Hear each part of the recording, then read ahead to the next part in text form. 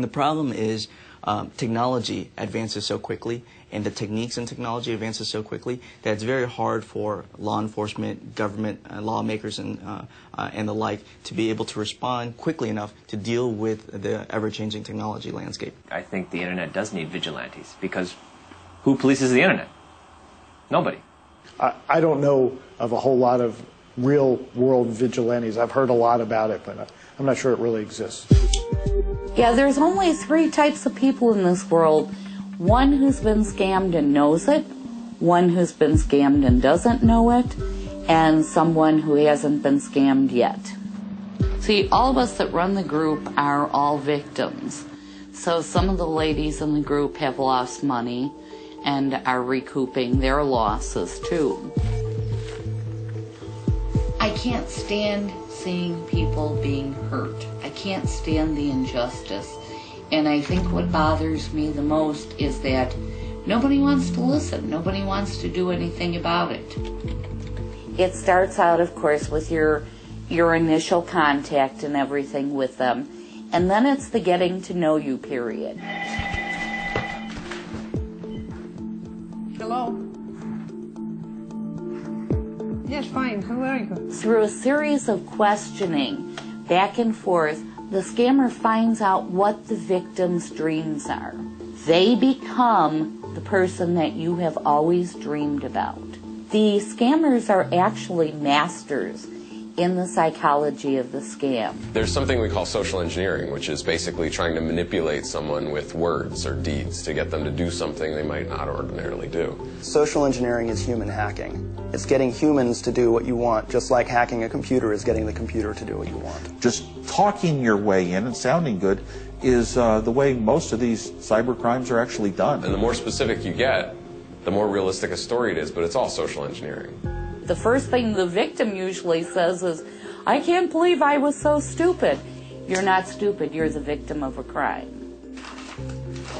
Human beings almost invariably end up being the weakest link in any system. But just being able to talk to a human being, and if I know about the system and I've studied my target, it's really astonishing what humans will do because they're trusting.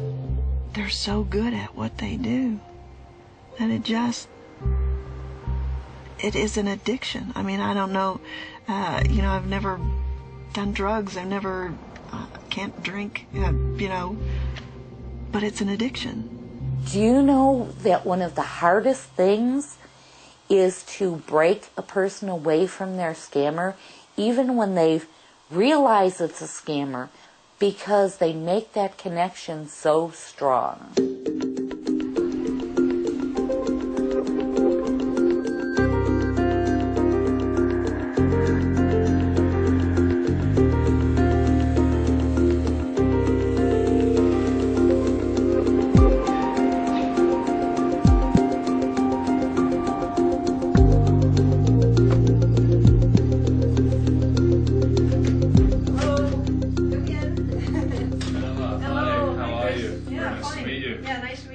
Yes, I think I warned you, the 6'3" yeah, bearded guy. 6'3", yeah. Okay, here's your tea. Your hot water. Got it, you Hot okay? water. Thank you. Yep. No, my husband goes to bed early. Right. He gets up early and usually babysits for my daughter. And so, of course, the phone. You sit down to eat, the phone rings. It's one of our Nigerian friends. If it's one of our Nigerian friends, let me have a quiet word with him. Oh, okay. I doubt it. Hello? Dr. Ngawa. Okay. I've got a friend here that wants to talk to you. That's Dr. Ngawa. Dr. Ngawa, how are you? Pardon? This is Mr. Roberts. How are you doing? So how can we help you this evening? Or I should say this morning for you. He's in Seattle. I should say this morning for you. No, he's in Seattle. So, Dr. Ngawa, whereabouts are you at the moment? Ah. You realise, of course, it's pitch black at night in Seattle at the moment. It isn't the middle of the morning. Sorry? I said you realise, of course, in Seattle at the moment it's pitch black at night. And it isn't the middle of the morning. Yes, it's nighttime. Yes. Are you still there? I think Dog Tango was gone. And I really appreciate Chris volunteering his time to help me with this. It's one of the best things that's ever happened to me, is his volunteering his time.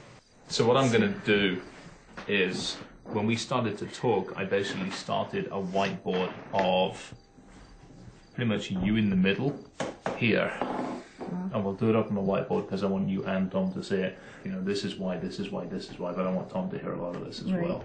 Right. So that he can understand what's gone on and what the arguments and the discussions for and against are. One of the reasons why she's continued is because she's lost so much money.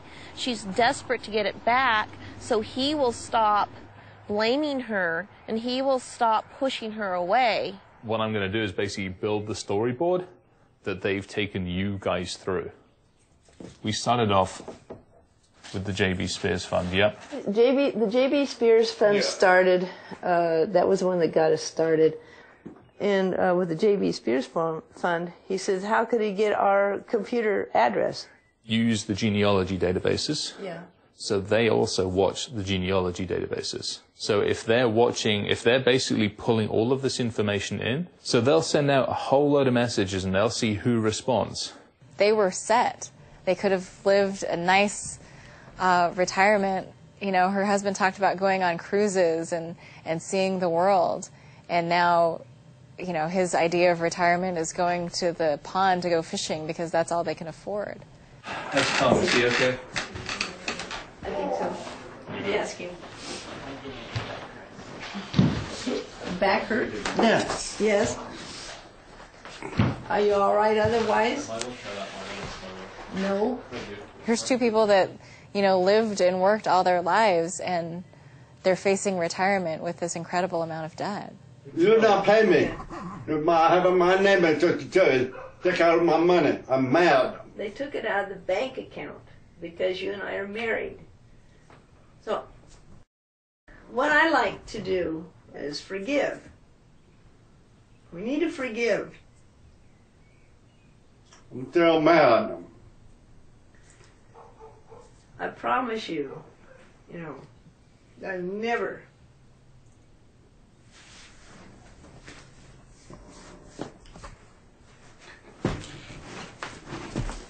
Oops. You okay? Hard to say, you know. Yeah. Yeah, hug. And I do promise you. I don't know.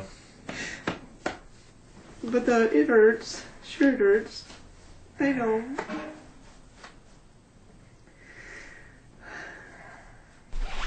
He gets frustrated easy sometimes, and when he gets frustrated, he wants to just walk away and leave it. So sometimes I have to go after him and say, hey, no. Be patient, listen, let me explain it to you so you understand.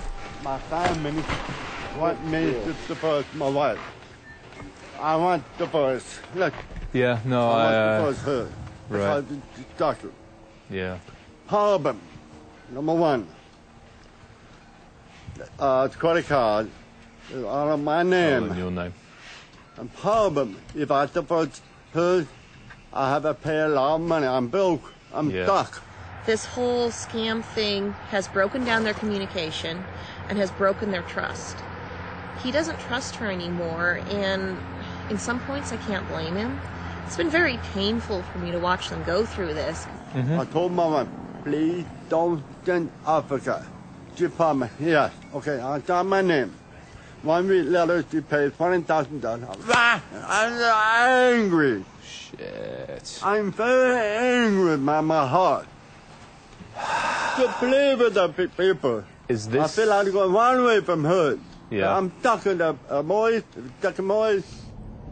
When you have all these losses, you lose face, you lose money, you lose the love of your husband, you lose your job, you lose everything.